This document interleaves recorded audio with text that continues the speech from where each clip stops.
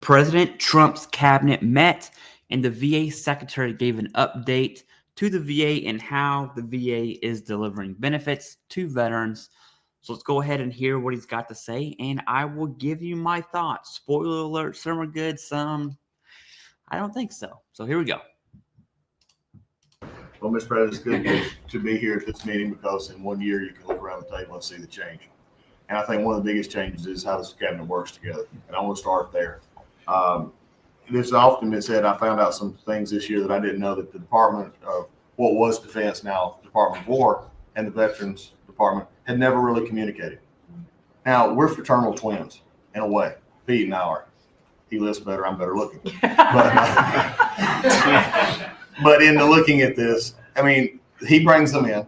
He keeps them for a number of years, up to 20 or longer. And then they come into what the country is committed to our veterans. And if you don't have both ends working correctly, then recruitment lags, morale lags, and we've been able to work and fix a great deal of that. I didn't need to change our name, but I did do one thing. I put the veteran back first at the VA. And we did that in 1 year. How did we do that? We started taking things that have been neglected for a long time and put them back. We had a backlog in which we've dropped over 160,000. We're not talking year-to-year change at the VA. We're talking 5-6 years. We have to go back 5 to 6 year prior COVID numbers to see the change of backlogs that are now reduced. We do it in 6 months instead of the long time it took. In fact, it grew under the Biden administration. It shrank over 160,000 under us. Champ VA, which is a program we have, it's basically been back to day to day. It was at a terrible state, which delays in claims and everything's going on. We've got that back. We're doing things like taking a new look. I have one question that I ask when I go to my hospitals, which, by the way, over 170 hospitals, 1,200 clinics. And I ask the people one thing, Mr. President. I said, what are you doing right now that if you were just honest and I wasn't standing here, you say, this is stupid? It's been amazing what we've gotten and the feedback that we've had. We've been able to change how we do credentialing, how we do privileging, how we do hiring. We're all working through that. And it has all made a difference for our veterans as we go forward. C&P exams for veterans out there listening. If this is the one where disability claims, well, they say, well, let me send you to a doctor to make sure. Most of the time we have that already in the record. We're working now where those could actually be changed, where we just look at the record and not have to send them to the doctor. That's almost a $3 billion savings that we get, and also not taking what the veterans get. We're also getting ready to announce here pretty soon the reorganization is going to bring our hospital system organizationally in line with the 21st century. We are the largest healthcare organization. It's about time we acted like it, Mr. President. You gave that leadership, and we're going to do it. And also one thing, community care contracts getting ready to go out. It's one of the largest contracts in the federal government, but it does exactly what you and I talked about before, making sure that our veterans can get care in the system or in the community, wherever they want it. We're getting ready for that. Now, I have one thing for all the press who really enjoyed the first of the year, saying, oh, you know, they're going to cut all these jobs, 80,000 this, 80,000 that to the VA. Mr. President, every success that I just gave you came after the fact, or pretty much after the fact, that we had 30,000 take early retirement. Early retirement, no risk, although you reported it as loss and risk. You can't help yourself. 30,000 took the retirement. Every bit of the success that I just told you about came with a reduced workforce. It was a motivated workforce that said, how can we take care of veterans? That's what this cabinet does. That's what we're doing for you. Sure. And you've got the highest approval rating we've ever had at the VA. So that tells you something. You're doing a great job. Thank you very much. Okay, there we go. Now I'm going to give you my thoughts, all right? I have three main thoughts here. And for the record, I'm not a Republican. I'm not a Democrat. I genuinely do not care.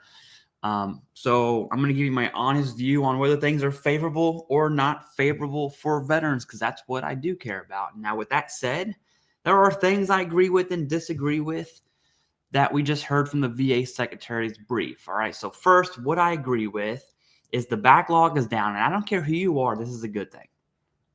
All right. Now, accuracy in those claims do come. That's going to come to question here. But we have to wait for those numbers to hit before we can cast judgment from an accuracy viewpoint. But accuracy will be my number one concern when the VA is mandating overtime and the measurement becomes for the VA, how many claims can I process versus how many claims can I process accurately. As long as we're on the accurately side of the house here, I think that's a huge win for veterans.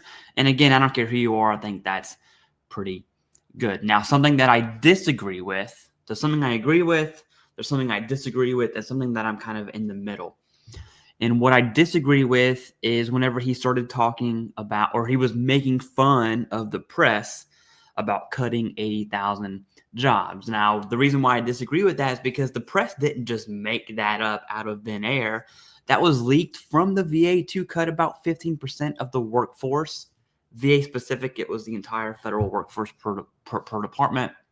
And in fact, the VA secretary had to testify in Congress and in the Senate.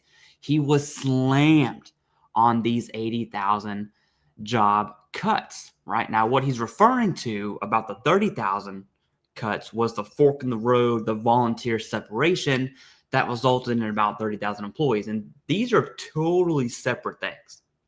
There's fork in the road, which is here. I took fork in the road, not as a VA employee, as an Army employee. It was great. That's not a reduction in force. A RIF, the 80,000, that never happened. And to be honest with you, the way he portrayed it here, it was a little disingenuous to insinuate that VA was fully postured. They were ready to cut 80,000 employees.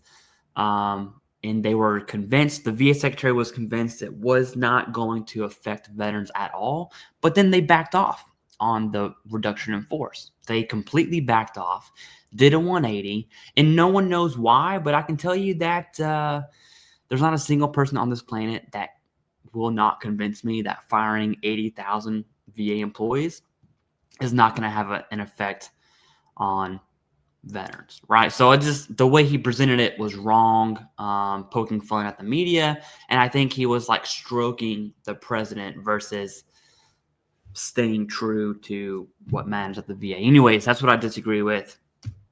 Now, what I find myself in the middle is the C&P exam thing, which I think is great, at least on paper, but I would like to see what that actually means. Does that mean for direct service connection, if there's evidence that's clear as day in your service treatment records, there's medical evidence clear as day, you know, if there's a persistent, consistent, chronic diagnosis, there's a disability there, direct service connection, no C&P exam required. You know, I can see that for BDD claims, looking at service treatment records specifically, that's a win, assuming that's what he's talking about. The question is, would that translate to other theories of service connection? For instance, like MUCMIs or TERA, exposure-related claims, or even secondaries. If you have enough medical evidence that indicates a relationship that's at least as likely as not, migraines secondary to PTSD, whatever the case may be, does that mean the C&P exam will be cut? And I haven't heard any veteran. I talked to a ton of veterans, okay, on this channel. No one has reported that they submitted a claim, no Nexus, no private DBQ, none of that, and received a rating without having a C&P exam. I haven't heard that yet. All right. I know it was just reported to the president. I haven't heard of that yet. I'm just curious as to how that actually works. Because if it works, like I think it is going to, that might be the greatest, honestly, that might be the greatest news for veterans in a long time, minus the PACT Act. The PACT Act was amazing. Anyway, so there you have it. The VA isn't doing too bad. Right now, there are other things happening in the background that we need to keep our eye on. An example of that is Senator Tuberville's VBA commission idea that sparked in a recent Senate Veteran Affairs hearing. That's a nightmare. We're going to have to keep our eye on that. But from the VA perspective, I think things are going good. All right. Anyways, that's all I got. Let me know your thoughts down below, and thank you very much.